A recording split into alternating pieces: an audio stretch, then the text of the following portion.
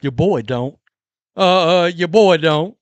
But I'm sorry you got those problems. So, WNBA, and this is beautiful. This joker got community noted. Community noted. WNBA on NBC and Peacock. Azzi Fudd's 6 3-pointers against the Liberty were the most ever by a rookie in a game. Except it wasn't.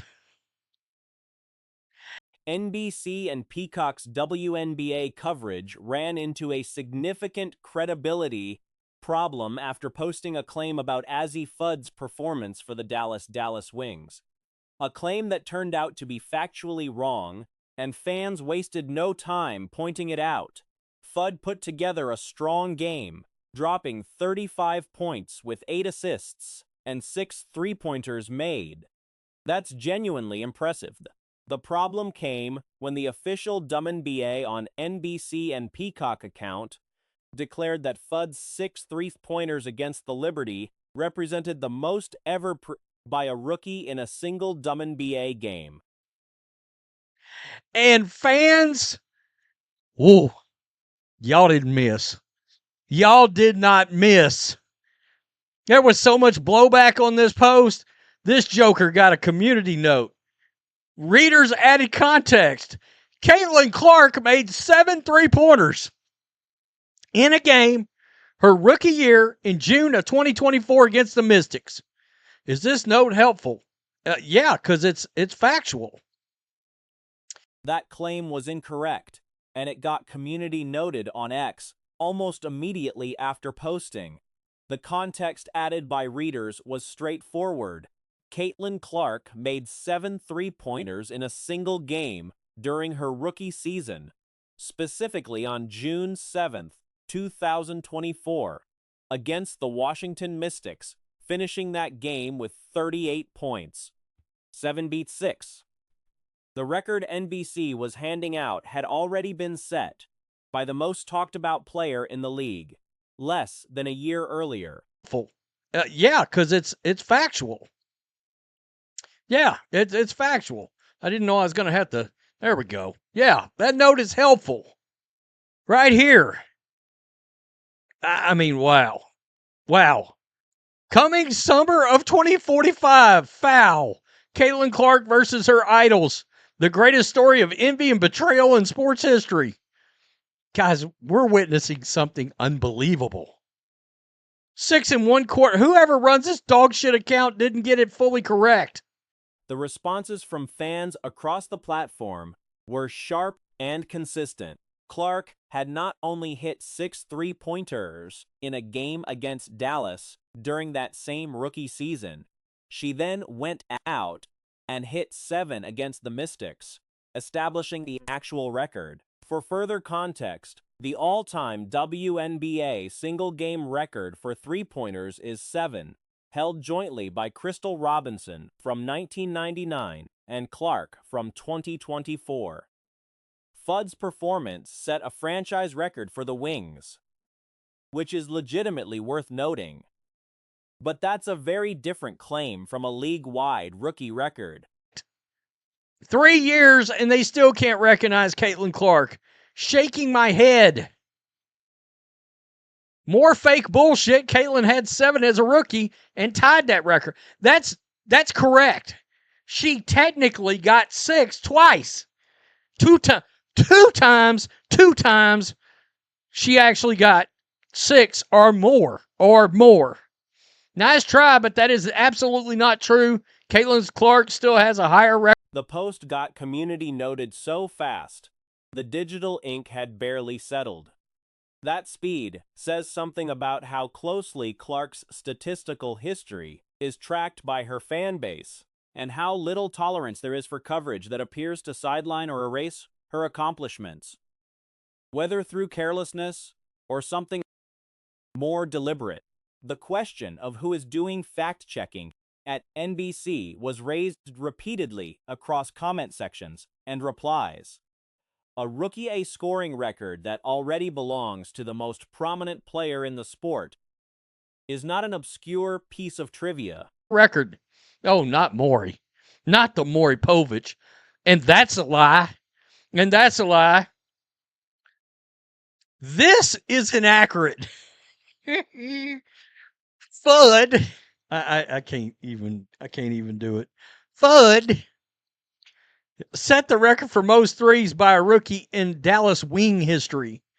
The league record is 7, held by Crystal Robinson in 1999, Caitlin Clark in 2024. It is recent, well documented, and widely known. Missing it entirely and broadcast the miss to a national audience reflects poorly on the standard of reporting being applied to this league.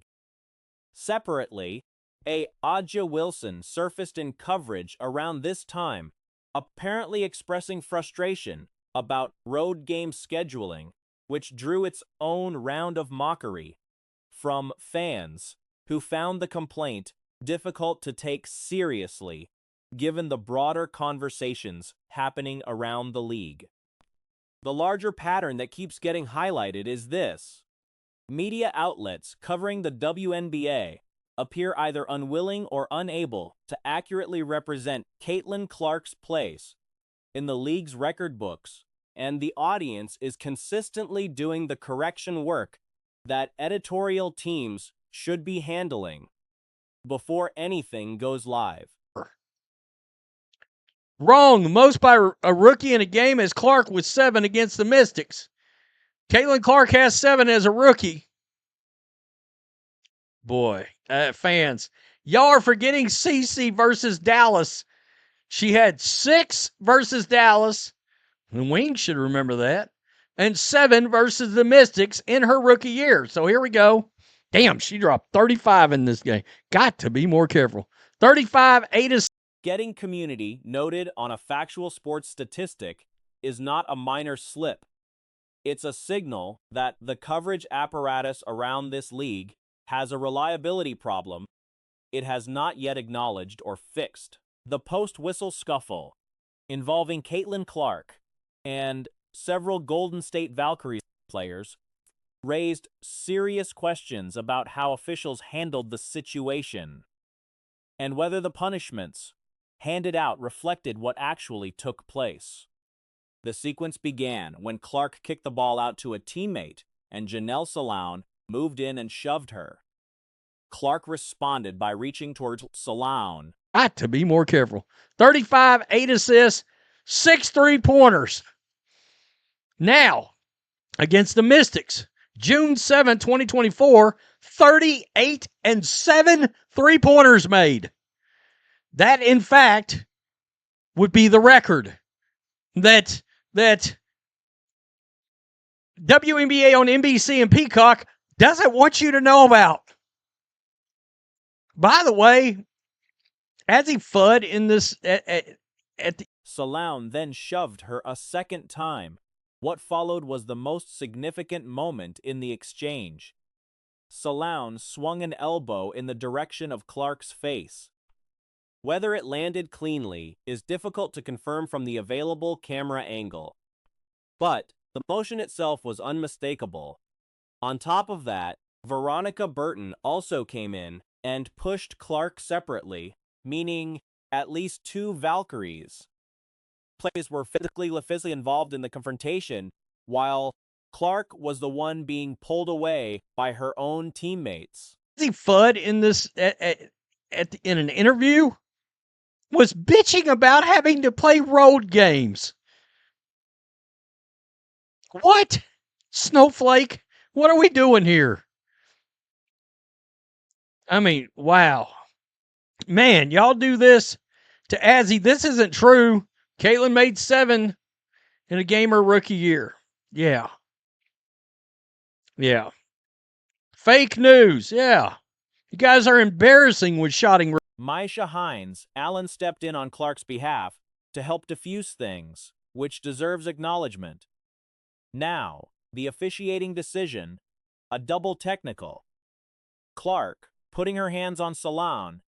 Let me at him when you know there's too many bodies in there. But Saloun got her with an elbow. Just saying. Saloun got her there with an elbow. Saloun absolutely got her with an elbow. Absolutely. No question about that. I'm looking through the clip again. Salon got her with an elbow. Salon absolutely got her with an elbow. So Caitlin kind of reaches in. Salon did a Wemby. But applying identical punishment to both sides treats the two situations as equivalent, and they were not. Getting into someone's face and throwing an elbow at someone's face are genuinely different things on any scale of severity. If Salon's elbow connected, the outcome should have been an ejection. Full stop. No debate. In. Salon did a Wemby. Salon pulled a Wemby. So you can see here, let's go slow motion. Let's slow-mo this to a 0.5 times speed. Salon did a Wemby. So Caitlin's there kind of reaching in. Salon, not quite Wemby, but Salon attempted a Wemby. Yeah, Salon caught her with an elbow there.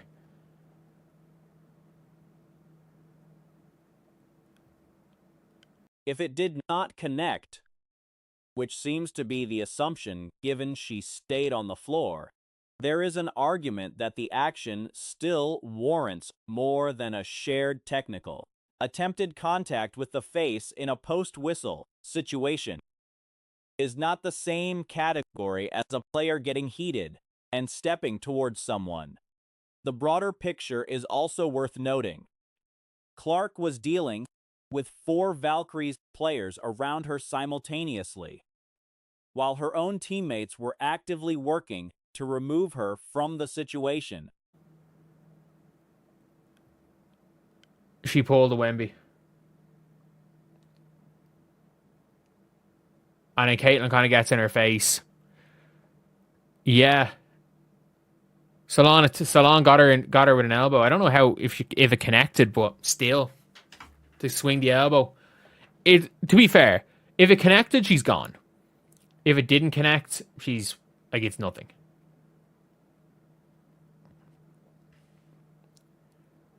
Like if it didn't connect. The Valkyries players, by contrast, were moving toward Clark rather than away. If officials are going to issue technicals in that environment, the distribution should reflect the full picture, including Burton's shove, which by itself warrants a technical if Clark's reaction does.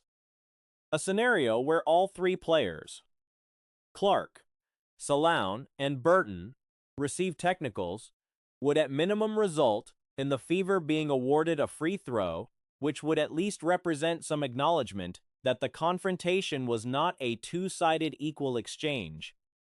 A straight, double, technical, covering only Clark and Salon and treating their actions as comparable sets a genuinely poor standard. There's not much the teams can do. There's not much you can do there.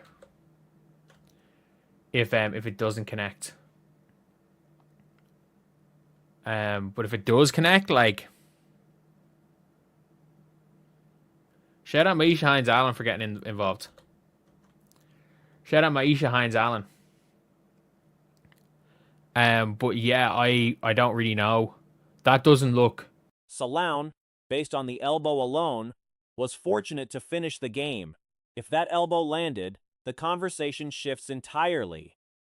That becomes a suspension review, not a technical foul discussion. The ambiguity in the footage is the only thing that kept the situation from escalating to that level officially, but the intent behind the swing was visible regardless of whether contact was made. Doesn't look like that can't be a double tech. You cannot double tech that. Like you cannot give. If you're calling a double tech, then one has to be a freaking flagrant. One has to be an ejection. If that's a double tech, one of them has to be an ejection. I don't think like the extent of what Salon did to Caitlin is significantly greater than what Caitlin did to Salon. Caitlin absolutely puts her hands on Salon. If you want to tee up Caitlin, that's fine. That is, you know what? I don't really care that much if you want to tee up Caitlin. Because in general, she might deserve the T. She might deserve a T for that. But, big but here, when Janelle Salon goes and the two of them are kind of into each other, she shoves twice and then goes with the elbow. That is. You can't see from the angle whether or not she connected. But like, if she connected on that, it's a suspension. I don't know if she connected. Or if it was a rip through elbow near the face kind of as a intimidation thing. But like, I don't know. I really don't know. To give the same punishment for somebody getting in someone's face as what happened with as what Salon did to Caitlyn, that's not the greatest precedent in my opinion. Like, they're two very different things. The problem is that outside of a T, you can't really punish. But like, in fairness, Caitlyn absolutely got into the face of Salon. So I can't say Caitlyn didn't deserve a tech. But I'm saying if there was such a thing as a tech 1 point, as a technical 0.5, something that doesn't eject you from games, I don't think if Salon didn't connect, she doesn't deserve to be ejected either.